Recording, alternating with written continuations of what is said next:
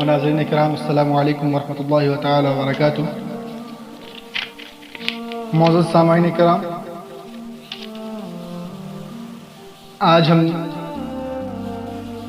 قرآن پاک کی سورہ بقرہ کے حوالے سے سورہ بقرہ پارہ دوسرا آیت نمبر 183 سے ہم گفتگو کرنے کی سعادت حاصل کریں گے۔ ناظرین کرام، اللہ تبارک و تعالی ارشاد فرماتا ہے، اعوذ باللہ من الشیطان الرجیم، بسم اللہ الرحمن الرحیم، یا ایہا الذین آمنوا کتب علیکم الصیام کما کتب علی الذین من قبلکم لعلکم تتقون۔ اے ایمان والو، اے اللہ کی وحدانیت کے اقرار کرنے والو، اے رسول کی رسالت کی تصدیق کرنے والو، اپنے رب کی ربوبیت کا ماننے والو، جب تم اللہ کی وحدانیت کا اقرار کر چکے ہو، رسول کی رسالت کی تصدیق کر چکے ہو، تب جان لو کتب علیکم الصیام، تم پر روزے فرض کیے گئے ہیں، کما کتب علی الذین من قبلکم لعلکم تتقون۔ تم یہ صرف یہ نہ سمجھو کہ صرف تمہارے اوپر روزہ فرض کیا گیا ہے، تم یہ نہ سمجھو کہ صرف تمہارے اوپر روزہ کا احکام نازل کیا گیا ہے، بلکہ یہ جان لو کما کتب علی الذین من قبلکم، یعنی جو تم سے پہلے امتی ہیں، جو تم سے پہلی قوم گزر چکی ہے، ان پر بھی روزہ فرض کیا گیا تھا۔ اور اللہ تبارک و تعالیٰ ارشاد فرماتا ہے کہ روزہ فرض کرنے کا مقصد کیا ہے، روزہ فرض کرنے کا ایم کیا ہے، اس کے فوائد کیا ہے، اس کے مقصد کیا ہے، اس کے مقاصد کیا ہے، اس کے مطالب کیا ہے۔ اس حوالے سے اللہ تبارک و تعالیٰ ارشاد فرماتا ہے لعلکم تتقون، تاکہ تم روزہ کے ذریعے متقی ہو جاؤ، پرہیزگار بن جاؤ، اللہ رب العزت سے خوف کھانے والے بن جاؤ، اللہ سے ڈرنے والے بن جاؤ۔ ناظرین کرام، یہاں پہ اللہ تبارک و تعالیٰ مومنین سے خطاب فرماتے ہوئے کہتا ہے کہ اے ایمان والو، مفسرین اور علماء کرام ارشاد فرماتے ہیں، ایمان کے حوالے سے گفتگو کرتے ہوئے ایمان کے مختلف تعریفیں کی ہے علماء نے، جس میں سے بعض نے یہ کی ہے کہ صرف اقرار باللسان کا نام ایمان ہے، کسی نے کہا کہ اقرار باللسان اور تصدیق بالقلب کا نام ایمان ہے، اور کسی نے کہا کہ ایمان کا مطلب یہ ہے کہ اقرار باللسان، تصدیق بالقلب اور عمل بالجوارح، یہی ایمان کامل ہے۔ ایمان کامل ہونے کے لیے سب سے لازمی صورت یہ ہے کہ آپ، اور سب سے پہلے آپ اپنے زبان سے یہ اقرار کریں کہ اللہ رب العزت کی وحدانیت کا اقرار کریں کہ اللہ تبارک و تعالی سارے جہاں کا مالک ہے، سارے جہاں کا خالق حقیقی ہے، سارے جہاں کا مالک ابدی ہے، اور اس کے بعد آپ دل سے تصدیق کریں کہ وہی عبادت کے لائق ہے، اس کے سوا کوئی معبود کے لائق نہیں، اور پھر اللہ تبارک و تعالیٰ کے احکام پر عمل کرے، اللہ رب العزت کی اطاعت کرے، اللہ رب العزت کی عبادتیں کرے۔ پھر اللہ تبارک و تعالیٰ ارشاد فرماتا ہے کتب علیکم الصیام، تم پر روزے فرض کیے گئے۔ صیام کا مطلب یہ ہوتا ہے، صیام کا معنی یہ ہوتا ہے کہ یہ صوم کی جمع ہے، اس کا سنگولر، اس کا واحد صوم آتا ہے، جس کا معنی ہوتا ہے کسی چیز سے رک جانا ہے، کسی چیز کو چھوڑ دینا ہے، اور اس کی شرعی، اس کی اصطلاحی تعریف یہ ہے کہ اللہ رب العزت کی رضا کی خاطر ثواب کی نیت سے بالغین مکلفین کا صبح صادق سے لے کر کے طلوع فجر سے لے کر کے غروب آفتاب تک کھانے پینے اور جمع سے رک جانے کا نام روزہ ہے۔ محترم سامعین، نہ یہ کہ صرف کھانے اور پینے اور جمع سے رک جانے کا مطلب روزہ ہے، بلکہ ہر وہ چیز سے رک جانے کا نام روزہ ہے، اور اس کا مقصد یہ ہے، روزہ رکھنے کا مقصد یہ ہے، اس چیزوں سے رکنے کا مقصد یہ ہے کہ آپ اللہ رب العزت کی عبادتیں کریں، اللہ رب العزت کے جو احکام دیے گئے ہیں اس کی تعمیل کریں، اس کے احکام پہ عمل کریں، اور اللہ تبارک و تعالیٰ ارشاد فرماتا ہے لعلکم تتقون، اور بعد میں روزہ رکھنے کے ساتھ ساتھ آپ تقوی اختیار کریں۔ ناظرین کرام، ہمیں اس سے یہ درس ملتا ہے کہ ہر وہ چیز، حلال چیز جو کھانے کے لیے اللہ تبارک و تعالیٰ نے ہمیں نعمت کے طور پر دیا ہے، نعمت کے طور پر ہمارے درمیان پیدا فرمایا ہے، تو ان چیزوں سے رک جانے کا نام روزہ ہے، جو ہمارے لیے جائز ہے۔ کھانا پینا یہ جائز، تمام جواز، جتنے بھی جائز کام ہیں وہ جائز کام، جائز کھانے سے رک جانے کا نام روزہ ہے۔ تو اسی طریقے سے یہاں سے ہمیں اشارہ ملتا ہے کہ ہر وہ کام سے بھی رک جانے کا نام روزہ ہے جس سے اللہ رب العزت کی رضا اور خوشنودی حاصل کے بجائے اس کے غضب ہم پر نازل ہو، وہ ہم سے ناراض ہو جائے، جس کی وجہ سے، کیونکہ اللہ تبارک و تعالیٰ خود ارشاد فرماتا ہے لعلکم تتقون، یہ روزہ کی فرضیت کا مقصد یہ ہے، روزہ کی فرضیت کا اہم یہ ہے کہ سب سے پہلے تم اللہ رب العزت سے ڈرنے والے ہو جاؤ۔ اللہ سے ڈرنے والا کوئی بھی شخص یہ کام نہیں کر سکتا کہ اللہ رب العزت کے احکام پہ بھی عمل کرے، اللہ رب العزت کی وحدانیت کا بھی اقرار کرے، رسول کی رسالت کی تصدیق کرے اور اس کے احکام پہ عمل نہ کرے۔ جو اللہ رب العزت کو ناراض کرنے والی چیزیں ہیں اس چیز کو بھی اپنانے کی کوشش کرے۔ اور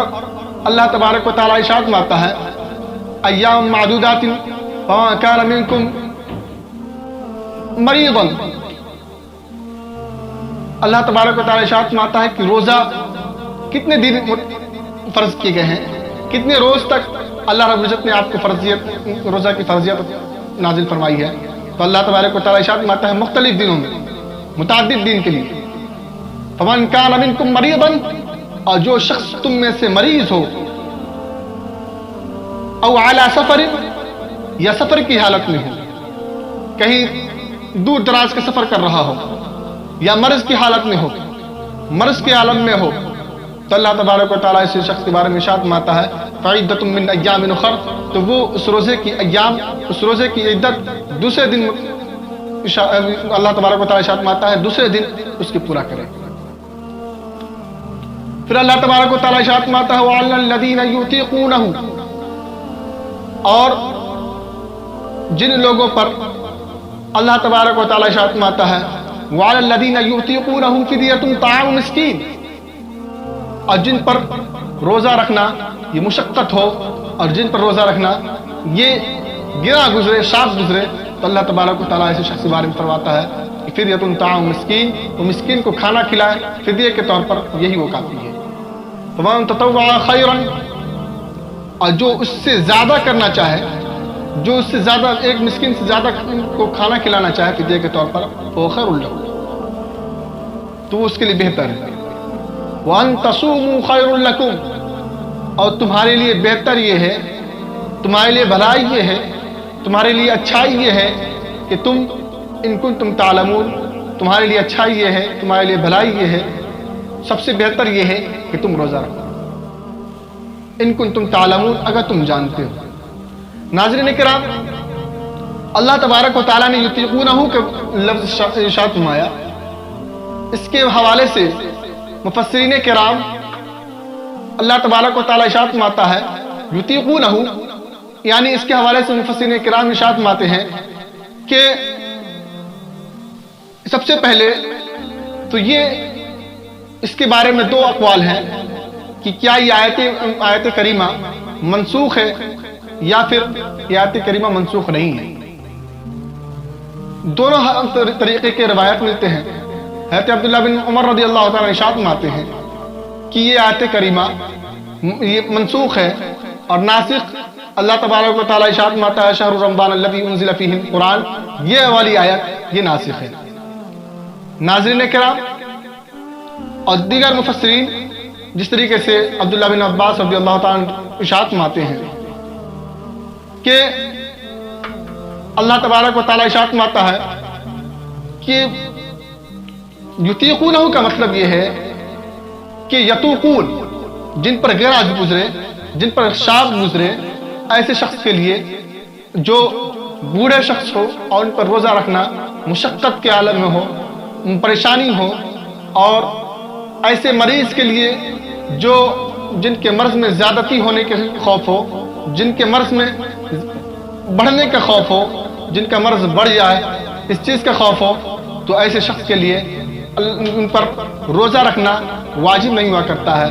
اللہ تبارک و تعالیٰ ارشاد فرماتا ہے کہ یطیقونہ، اس کے تفسیر میں حضرت عبداللہ بن عباس رضی اللہ عنہ یہی فرماتے ہیں کہ آپ اگر کوئی بوڑھا شخص ہے، بوڑھا شخص روزہ رکھنے میں پریشانی لاحق ہوتی ہے اسے، اگر روزہ رکھنا اس میں مشقت گزرتا ہو تو اس کے لیے یہ رخصت ہے کہ اللہ رب العزت کی رضا و خوشنودی حاصل کرنے کی خاطر وہ دوسرے مسکین کو کھانے کے طور پر، فدیہ کے طور پر کھانا کھلائے۔ اور ان مریضوں کے لیے اس حدیث پاک سے بھی ہمیں یہ درس ملتا ہے کہ ان مریض کے لیے جو مریض کا کوئی علاج نہ ہو، جس مریض کا کوئی علاج نہ ہو، جس مرض کا کوئی یقین نہ ہو کہ یہ ختم کب ہوگا، ختم ہوگا یا نہیں ہوگا، تو ایسے شخص کے لیے بھی اس طریقے کی روایت ملتی ہے کہ اس کے لیے رخصت ہے کہ وہ کسی دوسرے کو فدیہ کے طور پر مسکین کو کھانا کھلائے، اور یہ وہی اس کے لیے کافی ہوا کرتی ہے۔ اگر روزہ نہ بھی رکھے تو بھی اس کے لیے کافی ہے۔ ناظرین کرام، ایک تو یہ بات ہوئی کہ یطیقونہ، کہ ان لوگوں کے لیے جو مشقت جن پر گزرتی ہو، جن پر شاق گزرے، روزہ رکھنا۔ ناظرین، ایک طرف یہ بھی اشارہ کرتا ہے کہ آج کے دور میں کچھ لوگ ایسے بھی ہیں جو طاقتور بھی ہوتے ہیں، جو صاحب استطاعت ہوتے ہیں کہ وہ روزہ رکھ سکتے ہیں، انہیں کوئی مرض لاحق نہیں ہوتی، صرف اور صرف بھوک اور پیاس اور عیاشی کے لیے روزہ کو چھوڑ کر کے کسی مسکین کو فدیہ کے طور پر کھلاتے ہیں، تو یہ ان کے لیے کافی نہیں ہوا کرتا ہے جب تک کہ وہ روزہ نہ رکھیں۔ اور دوسرا مسئلہ آتا ہے مریض کے حوالے سے کہ کون کون مریض روزہ نہیں رکھ سکتے اور کون کون مریض کے لیے روزہ رکھنا واجب ہے اور کن کے لیے رخصت ہے۔ ناظرین کرام، حضرت عبداللہ بن عباس رضی اللہ تعالیٰ نے اس آیت کی تفسیر میں فرمایا کہ جن پر شاق گزرے ان بوڑھے شخص کے لیے جو روزہ رکھنے پر قدرت نہیں رکھتے ہیں، استطاعت نہیں رکھتے ہیں، اور دوسرے شخص وہ ہے جن کے مرض میں بڑھنے کا خوف ہو اور ان کے مرض سے کوئی صحیح ہونے کا، صحت یاب ہونے کا کوئی یقین نہ ہو، کوئی توقع نہ ہو، تو ایسے شخص کے لیے بھی رخصت ہے کہ وہ مسکین کو کھانا کھلائے۔ ناظرین، اس سے ہمیں یہ مسئلہ نکلتا ہے کہ اگر آج کے دور میں اس مرض کو دیکھیں شوگر کے شکل میں، بلڈ پریشر کے شکل میں، تو ایسے شخص کے لیے، اور ایک آتا ہے جوڑ کے درد کے حوالے سے کہ جوڑ کے درد، پریشر اور بلڈ پریشر ہے، شوگر ہے، یہ 3-4 قسم کی مرض ایسے مرض ہیں جو کہ جس کے کوئی علاج نہیں ہے، جب تک کہ آپ دوا کھاتے رہیں گے تب تک کہ آپ کو صحیح ہو سکتا ہے۔ لیکن اس بات کو واضح کر دوں کہ بلڈ پریشر سے روزہ رکھنا یہ روزے کو منافی نہیں ہوا کرتا ہے، کیونکہ اس کی دوا بعد میں بھی کھا سکتے ہیں۔ اور دوسری بات یہ آتی ہے، کیا کوئی شخص اگر کسی کا شوگر، کسی کا بلڈ پریشر ہائی ہو جائے تو ایسے حالت میں ڈاکٹر کہتا ہے کہ روزہ نہ رکھنے کے لیے تو ان پر واجب ہے، ان کو رخصت ہے کہ وہ روزہ نہ رکھیں۔ ناظرین کرام، پھر آگے اللہ تبارک و تعالیٰ کی ارشاد فرماتا ہے شہر رمضان الذی انزل فیہ القرآن ھدی للناس وبینات من الہدی، یعنی وہ رمضان کا مہینہ جس میں قرآن نازل کیا گیا، ھدی للناس، وہ قرآن جو سارے انسانیت کے لیے، سارے انسانی برادری کے لیے، سارے مخلوق کے لیے، سارے لوگوں کے لیے بلا تفریق ہدایت کا راستہ ہے، ہدایت کا راستہ ہموار کرتا ہے، والبینات، اور رہنمائی ہے، وہ کتاب رہنمائی فرماتا ہے، من الہدی والفرقان، اور روشن باتوں پر یہ مشتمل کتاب جسے رمضان مبارک کے مہینے میں نازل کی گئی ہے۔ ناظرین، رمضان کے حوالے سے متعدد اقوال کیے گئے ہیں۔ بعض کا کہنا ہے کہ رمضان رمز سے مشتق ہے، رمز سے بنا ہے، جس کا معنی ہوتا ہے دھوپ، تیز دھوپ۔ ظاہر سی بات ہے اگر کسی کے بدن پر دھوپ پڑتی ہے تو اس کا بدن جلنے لگتا ہے، اس کا بدن بالکل تڑپنے لگتا ہے اور کوئی چیز رکھ دی جاتی ہے تو ایک دم بالکل گرم ہو جاتا ہے، اسی طریقے سے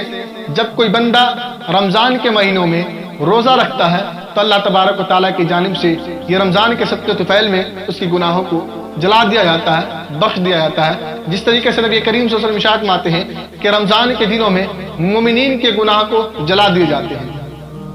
اور پھر ایک معنی کیا جاتا ہے رمضان کے حوالے سے، پھر اس کے بعد اللہ تبارک و تعالیٰ ارشاد فرماتا ہے رمضان الذی انزل فیہ القرآن، یہ وہ مہینہ ہے، یہ وہ ساعت ہے جس مہینے میں، جس گھڑی میں اللہ تبارک و تعالیٰ نے قرآن کو نازل فرمایا۔ ناظرین کرام، یہ وہ رمضان کا مہینہ ہے، رمضان مبارک کا لیلۃ القدر کے حوالے سے جو گفتگو کی جاتی ہے، اللہ تبارک و تعالیٰ نے خود اس کے بارے میں ایک سورۃ مستقل طور پر نازل فرما دی ہے سورۃ القدر کے حوالے سے۔ یعنی شب قدر کی رات میں اللہ تبارک و تعالیٰ نے لوح محفوظ سے آسمان دنیا پر نازل فرمایا، پھر اس کے بعد تدریجاً اللہ تبارک و تعالیٰ نے آسمان سے نبی کریم صلی اللہ علیہ وسلم پر قرآن کو 23 سال میں نازل فرمایا۔ پھر آگے اللہ تبارک و تعالیٰ ارشاد فرماتا ہے وبینات من الہدی، یعنی یہ روشن باتوں پر یہ اللہ تبارک و تعالیٰ کی جانب سے جو کتابیں نازل ہوئی ہے، یہ کتاب میں سارے انسانیت کے لیے، سارے انسانی برادری کے لیے، سارے مخلوق کے لیے ہدایت ہے، ہدایت کے راستہ ہموار کرتا ہے اور ساتھ ہی ساتھ ان کی رہنمائی فرماتا ہے، اور یہ وہ کتاب ہے جو کہ روشن باتوں پر مشتمل ہے۔ اور اللہ تبارک و تعالیٰ ارشاد فرماتا ہے فمن شہد منکم الشہر فلیصم، یعنی اگر کوئی شخص اس روزے کو پالے، اس روزے کو پالے، اس روزے میں موجود ہو، تو ایسے شخص کے لیے لازم ہے کہ وہ روزہ رکھے۔ ناظرین کرام، اس سے ہمیں ایک ذہن ملتا ہے، ایک سوال نکلتا ہے، کیا اللہ تبارک و تعالیٰ یہ اس لفظ کو فرمایا فمن شہید منکم الشہر، جو رمضان کے مہینے کو پالے، یعنی جو رمضان کے مہینے کو اچھی طریقے سے پالے تو وہ روزہ رکھے۔ تو اس سے یہ سوال نکلتا ہے کیا رمضان کے دنوں میں کوئی اور غائب بھی ہوتا ہے؟ تو اس حوالے سے جو مختلف ممالک ہیں، جس طریقے سے ایک ملک ہے جس میں 6 مہینے دن ہوا کرتے ہیں اور 6 مہینے رات ہوا کرتے ہیں، تو ایسے ملک کے لوگوں پر روزہ واجب نہیں ہوتا ہے، جس طریقے سے تبیان قرآن میں مذکور ہے۔ ناظرین کرام، پھر آگے اللہ تبارک و تعالیٰ ارشاد فرماتا ہے ومن کان مریضا او علی سفر فعدۃ من ایام اخر، جو مرض ہو، مرض کے عالم میں ہو، مرض کی حالت میں ہو، جن کے مرض بڑھ جانے کا خوف ہو، تو اس کے بارے میں اللہ تبارک و تعالیٰ ارشاد فرماتے ہیں من کان مریضا، ان کے لیے رخصت ہے، ان کے لیے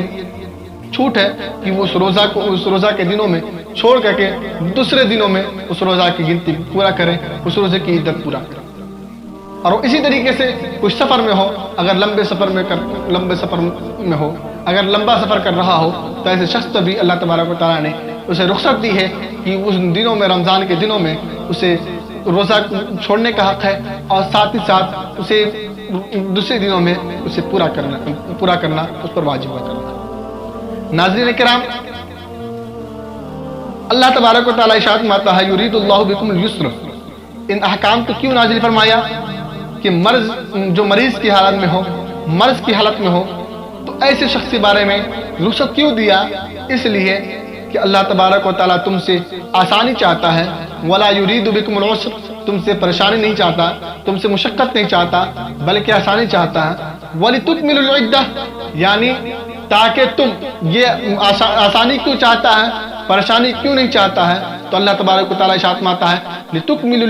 العدہ، تاکہ تم اس عدت کو، تم اس گنتی کو دوسرے دنوں میں، دوسرے ایام میں پورا کر لو، ولتکبروا اللہ، اور تم اس لیے بھی کہ اللہ رب العزت کی بڑائی بیان کرو کہ اللہ تبارک و تعالیٰ نے تمہارے اوپر اتنی آسانیاں کر دی ہے کہ اگر تم مرض کے عالم میں ہو تو اللہ تبارک و تعالیٰ کی رضا اور خوشنودی حاصل کرنے کی خاطر تمہارے لیے رخصت ہے کہ تم اس دنوں میں روزہ کو چھوڑ کر کے دوسرے دنوں میں اس روزہ کی قضا کر لو، اور اس کے صدقے میں، اسی کے بدلے میں تم اللہ کی بڑائی بیان کرو۔ وَلِتُكَبِّرُ اللَّهَ، یعنی اللہ تبارک و تعالیٰ کی بڑائی بیان کرو، علی ما ہداکم ولعلکم تشکرون، اسی بات پر جس کو تمہیں اللہ تبارک و تعالیٰ نے سکھایا ہے، تمہیں اللہ تبارک و تعالیٰ نے ہدایت دی ہے، ولعلکم تشکرون، تاکہ تم شکر گزار بن جاؤ، شکر گزار اللہ رب العزت کے شکر کرنے والا بن جاؤ، شکر گزار کرنے والا بندہ بن جاؤ۔ ناظرین، اللہ تبارک و تعالیٰ نے ہمیں یہ حکم دیا ان آیتوں میں کہ اگر کوئی شخص روزے کے مہینے کو پالے، روزے کے دنوں میں اگر وہ صحیح سالم ہوتا ہے، کہیں سفر نہیں کرتا ہے، تو اس پر لازم ہے کہ وہ روزہ رکھے۔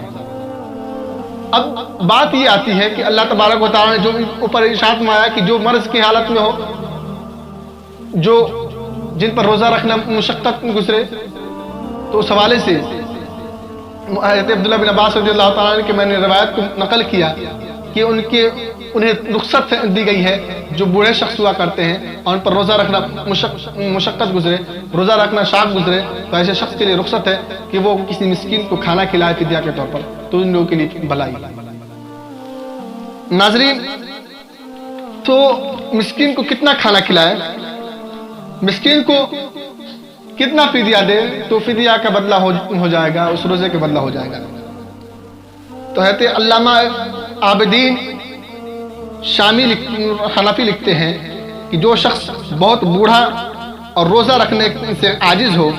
اسی طرح جس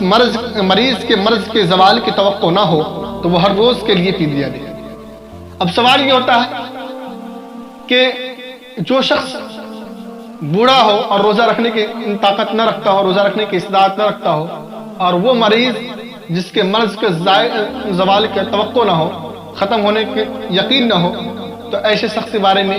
فرمایا گیا ہے کہ وہ فدیہ دے۔ اب سوال یہ ہوتا ہے کہ فدیہ کتنا دے؟ اگر وہ شخص فدیہ کے طور پر کسی کو کھانا بھی کھلائے تو کتنا کھانا کھلائے، کتنا فدیہ دے گا تو اس سے روزہ کا بدلہ ہو جائے گا؟ تو اس کی تفصیل میں آیت علامہ عابدین شامی لکھتے ہیں کہ ایک روزہ کے لیے نصف سا یعنی 2 کلو گندم ہے، یعنی اس کی قیمت فدیہ دے دے، روزہ کی فدیہ میں فقراء کی تعداد کی شرط نہیں، اور ایک فقیر کو متعدد ایام کا فدیہ دے سکتا ہے اور مہینے کی ابتدا میں دے سکتا ہے۔ ناظرین، اس کا مطلب یہ ہے کہ اگر ایک شخص کسی کو فدیہ دینا چاہتا ہے، بوڑھا شخص اگر کسی کو فدیہ دینا چاہتا ہے، تو اسے فدیہ کے طور پر ایک نصف سا یعنی 2 کلو گندم، 2 کلو گیہوں کے حساب سے اس کو فدیہ دے، یا اسے قیمت ادا کر دے، اور ایک ہی فقیر کو متعدد ایام کے فدیہ بھی دے سکتا ہے اور مختلف فقیر کو بھی دے سکتا ہے۔ اور اگر اس میں اللہ تبارک و تعالیٰ نے مسکین کو تعداد کا شرط نہیں لگایا کہ تم ایک فقیر کو دو گے یا 2 فقیر کو دو گے، تو اس میں ایک فقیر کو بھی دینا کافی ہوا کرتا ہے۔ اگر آپ 2 فقیر کو 3 فقیر کو دیتے ہیں تو اللہ تبارک و تعالیٰ کی جانب سے اللہ تبارک و تعالیٰ ایسے لوگوں کے لیے ارشاد فرمایا فمن تطوع خیرا، تو ایسے لوگوں کے لیے بھلائی ہے، اچھائی ہے اگر وہ زیادتی کرے۔ ناظرین کرام، آگے اللہ تبارک و تعالیٰ ارشاد فرماتا ہے، یہ تمام احکام نازل کرنے کے بعد، روزے کے حوالے سے فرمانے کے بعد، اللہ تبارک و تعالیٰ ارشاد فرماتا ہے وَإِذَا سَأَلَكَ عِبَادِي عَنِّي فَإِنِّي قَرِيبٌ اجیب دعوت الداعی اذا دعانی، یعنی اے محبوب کائنات صلی اللہ علیہ وسلم، اے اللہ کے رسول صلی اللہ علیہ وسلم، جب آپ سے کوئی شخص، کوئی بندہ یہ سوال کرے میرے بارے میں، میرے حوالے سے جب پوچھے کہ ہم دعا کس طریقے سے کریں، ہم دعا اللہ رب العزت کو کیسے پکاریں، تو اللہ تبارک و تعالیٰ خود ارشاد فرماتا ہے اذا سالک عبادی عنی فانی قریب، تو آپ فرما دیجئے کہ اللہ رب العزت میں تو اس سے قریب ہوں، اجیب دعوت الداعی، یعنی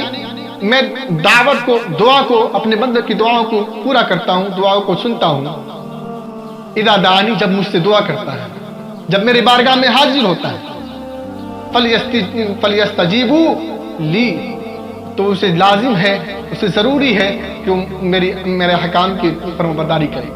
میرے حکم کی تعمیل کرے، ولیؤمنوا بی،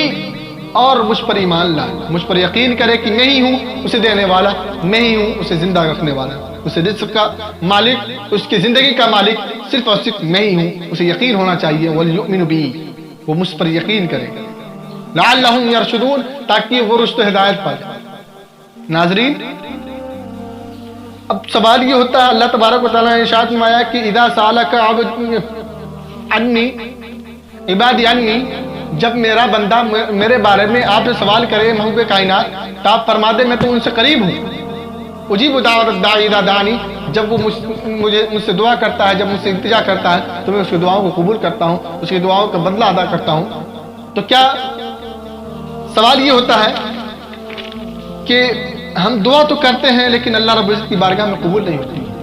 جبکہ اللہ تبارک و تعالیٰ ارشاد فرماتا ہے کہ اجیب دعوت الداعی اذا دعانی، جب کوئی بھی شخص، کوئی بھی بندہ اللہ رب العزت کی بارگاہ میں دعائیں کرتا ہے تو ایسی صورت میں اللہ تبارک و تعالیٰ ارشاد فرماتا ہے اجیب دعوت الداعی، جب وہ شخص دعا کرتا ہے تو اللہ رب العزت فرماتا ہے کہ اس کی دعاؤں کو میں قبول کرتا ہوں۔ اب اس سے سوال ہمیں یہ نکلتا ہے، جس کی دعائیں قبول نہیں ہوتی ہے، وہ فرماتے ہیں، وہ لوگ کہتے ہیں کہ ہم لاکھوں دعا کرتے ہیں اللہ رب العزت کی بارگاہ میں لیکن ہماری دعائیں قبول نہیں ہوتی۔ اب دعا نہ قبول ہونے کی دو صورت ہے، یا تو ہم صحیح طریقے سے پکارتے نہیں، یا اللہ رب العزت کا کلام جھوٹا ہے، کیونکہ اللہ تبارک و تعالیٰ نے ارشاد فرمایا کہ اجیب دعوت الداعی اذا دعانی، جب مجھ سے کوئی بندہ دعا کرتا ہے، جب مجھ سے بندہ کوئی التجا کرتا ہے، التماس کرتا ہے، اللہ رب العزت کی بارگاہ میں رو کر کے، گڑ گڑا کر کے اللہ رب العزت کی بارگاہ میں دعائیں کرتا ہے، تو اللہ تبارک و تعالیٰ فرماتا ہے اجیب الدعوت،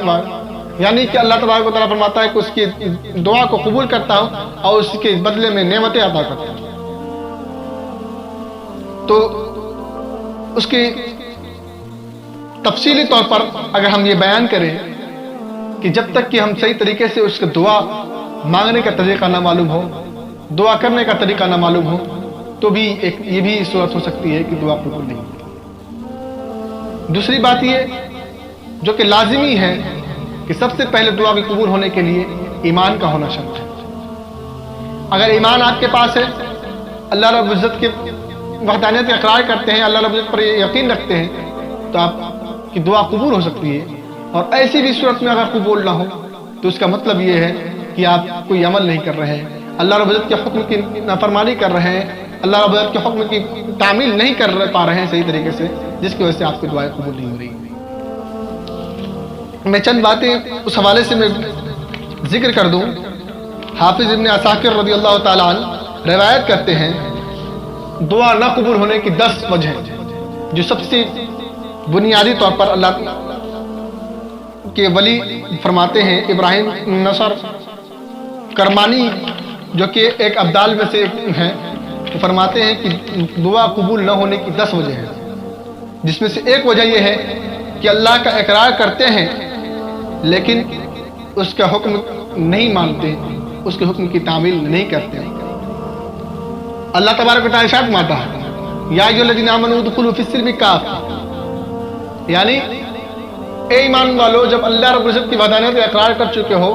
رسول کی رسالت کی تصدیق کر چکے ہو، جب اپنے رب کی ربانیت کا اقرار کر چکے ہو، رب کی ربانیت کی تصدیق کر چکے ہو، تو یہ جان لو ادخلوا فی السلم کافہ، پورے طریقے سے داخل ہو جاؤ۔ پورے طریقے سے داخل ہونے کا مطلب یہ ہے کہ اللہ رب العزت کے حکم کی فرمانبرداری کرو، اللہ رب العزت کے حکم کی تعمیل کرو، نہ یہ کہ ولا تتبعوا خطوات الشیطان، تم شیطان کی پیروی نہ کرو۔ تو اسی کو نقل کرتے ہوئے ابراہیم نصر کرمانی رضی اللہ تعالیٰ عنہ بیان کرتے ہیں کہ پہلا وجہ یہ ہے کہ اللہ رب العزت کا تو اقرار کر لیے ہیں، لیکن اللہ رب العزت نے جو احکام نافذ کیا ہے، جو اللہ تبارک و تعالیٰ نے جو ہمیں اوپر حکم صادر کیا ہے، ہم اس کے حکم کی تعمیل نہیں کرتے۔ پھر دوسری وجہ، دوسری صورت یہ ہے اللہ تبارک و تعالیٰ کے برگزیدہ بندہ ارشاد فرماتا ہے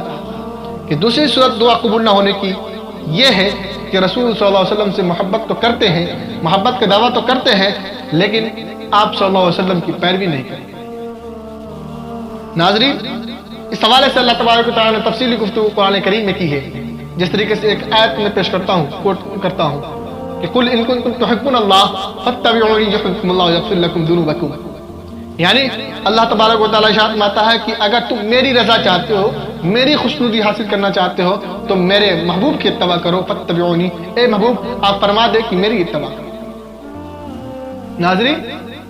تو اس سے ہمیں پتہ یہ چلتا ہے کہ ہم اللہ رب العزت کے اقرار کریں تو اللہ رب العزت کے حکم کی فرما برداری بھی کریں اگر دعا قبول کرانی ہے، اور ساتھ ہی ساتھ اگر رسول کی سے محبت کرنے کا دعویٰ کرتے ہیں تو رسول کی اتباع کرنے کی بھی کوشش کریں۔ جب تک کہ ہم رسول صلی اللہ علیہ وسلم کی اتباع نہ کریں گے تب تک کہ اللہ رب العزت کی رضا اور خوشنودی حاصل نہیں ہو سکتی۔ جس طریقے سے اللہ تبارک و تعالیٰ نے صاف لفظ میں ارشاد فرما دیا، قل ان کنتم تحبون اللہ فاتبعونی یحببکم اللہ ویغفر لکم ذنوبکم، یعنی اللہ تبارک و تعالیٰ ارشاد فرماتا ہے اے محبوب کائنات صلی اللہ علیہ وسلم، آپ فرما دیجئے اپنے مومنین بندوں سے، اپنے مومنین غلاموں سے کہ اگر کوئی شخص اللہ رب العزت کی رضا اور خوشنودی حاصل کرنا چاہتا ہے تو وہ سب سے پہلے میری اتباع کرے۔ تو دعا کے قبول ہونے کے لیے یہ بھی شرط ہے، یہ بھی لازم ہے کہ اللہ تبارک و تعالیٰ کے حکم کی فرما برداری کے ساتھ ساتھ اللہ رب العزت کی جانب سے جو رسول ہماری طرف آئے ہوئے ہیں، جو رسول صلی اللہ علیہ وسلم کو اللہ تبارک و تعالیٰ نے اسوہ حسنہ فرمایا ہے، اس کی پیروی کریں۔ اور تیسری صورت جو بیان کرتے ہیں ابراہیم کرمانی رضی اللہ تعالیٰ عنہ، وہ یہ کہ قرآن مجید تو پڑھتے ہیں لیکن اس پر عمل نہیں کرتے۔ یہ تیسری صورت ہے۔ پہلی صورت یہ ہے کہ اللہ کا اقرار تو کرتے ہیں لیکن اللہ رب العزت کے حکم کی فرما برداری نہیں کرتے، اللہ رب العزت کی نافرمانی کرتے ہوئے نظر آتے ہیں۔ دوسری صورت یہ ہے کہ رسول صلی اللہ علیہ وسلم کے رسالت کی تصدیق تو کرتے ہیں، رسول صلی اللہ علیہ وسلم کے سے محبت کے دعوت تو کرتے ہیں لیکن نبی کریم صلی اللہ علیہ وسلم کے اتباع نہیں کرتے، ان کی پیروی نہیں کرتے۔ اور جو تیسری صورت یہ ہے، یہ قرآن مجید تو خوب پڑھتے ہیں، تلاوت تو کرتے ہیں لیکن نہ اس کے معنی سمجھتے ہیں، نہ اس کے معنی کا مطلب ہوتا ہے اور نہ ہی اس پر عمل کرنے سے کوئی مطلب ہوتا ہے۔ تو قرآن کریم جب پڑھیں تو قرآن کریم کے معنی بھی سمجھنے کی کوشش کریں، اور جب قرآن کریم پر سمجھنے کی کوشش کریں تو اس پر عمل کرنے کی بھی کوشش کریں۔ پھر چوتھی صورت یہ بیان کرتے ہیں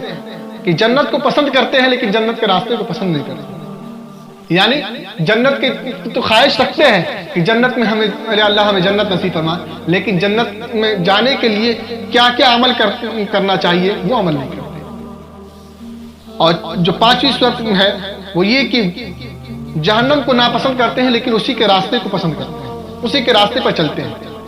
مطلب یہ کہ جہنم سے ہم دوری کو اختیار کرتے ہیں لیکن جہنم سے کی جانب جو لے جانے والی چیزیں ہیں، جو لے جانے والے کام ہیں، جو لے جانے والے راستے ہیں، ہم اسی پہ اڑے رہتے ہیں، اسی کو کرتے ہیں۔ پھر چھٹی صورت جو بیان کرتے ہیں کہ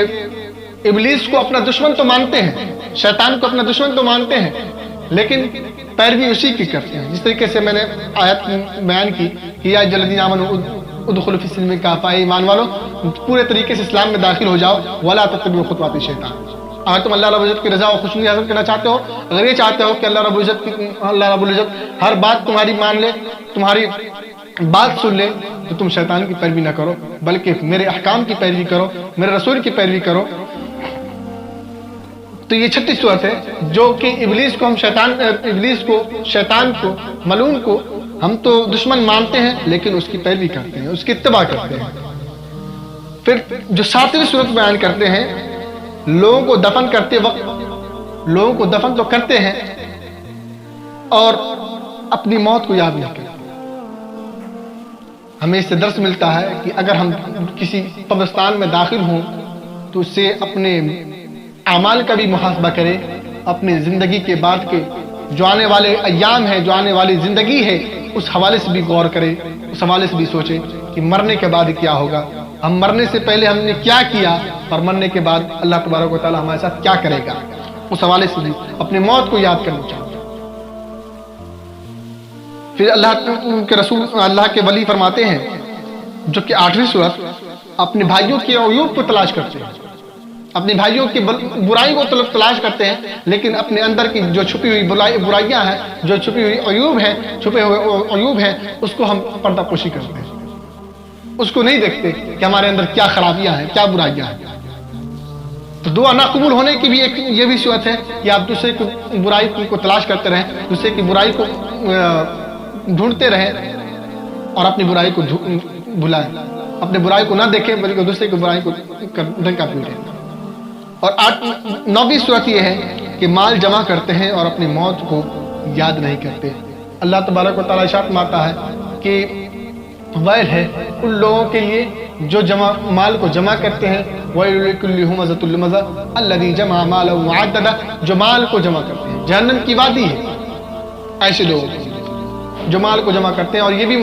گمان کر بیٹھتے ہیں کہ ہر مصیبت میں، ہر جو بھی وقت آنے والا وقت ہے، جو بھی مصیبت کی گھڑی آنے والی ہے، اس میں ہمارا مال مدد کرے گا، جبکہ یہ ہے کہ اللہ تبارک و تعالیٰ جب تک کہ نہ چاہے تب تک کہ اس کی مدد کوئی نہیں کر سکتا۔ تو ہم مال کو تو جمع کرتے ہیں لیکن اللہ رب العزت کی راہ میں اور اللہ رب العزت کی رضا اور خوشنودی حاصل کرنے کی خاطر خرچ نہیں کرتے۔ پھر 10ویں صورت جو بیان کرتی ہے، ابراہیم کرمانی رضی اللہ تعالیٰ عنہ فرماتے ہیں کہ قبریں کھودتے ہیں پھر بھی عالیشان مکان بناتے ہیں۔ قبر تو کھودتے ہیں، قبر میں تو جاتے ہیں، لیکن اس کے باوجود بھی ہم اتنی سی زمین کے لیے لڑتے ہیں، جھگڑتے ہیں اور اس کے بعد اپنے عالیشان مکان بنانے کی خواہش رکھتے ہیں۔ تو ناظرین کرام، اگر یہ 10 صورتیں ہم اپنے اندر پالیں تو سمجھیے کہ دعا نہیں قبول ہو سکتی، اور جو اگر یہ 10 چیزیں جو پوزیٹیو طریقے سے پالیا جائیں، یعنی کہ اللہ رب العزت کو مان لیے، اس کے اقرار کرتے ہوئے اس کے حکام کی بھی تعمیل کرے، اس کے حکام کو ہی مانے، اس کی پیروی کرے، اللہ رب العزت نے جو رسول صلی اللہ علیہ وسلم کو ہمارے درمیان مبعوث فرمایا اس کی بھی پیروی کریں، یہ تمام چیزیں اگر پالی جائیں گی تو یقینی طور پر آپ کی دعائیں قبول ہو سکتی ہے۔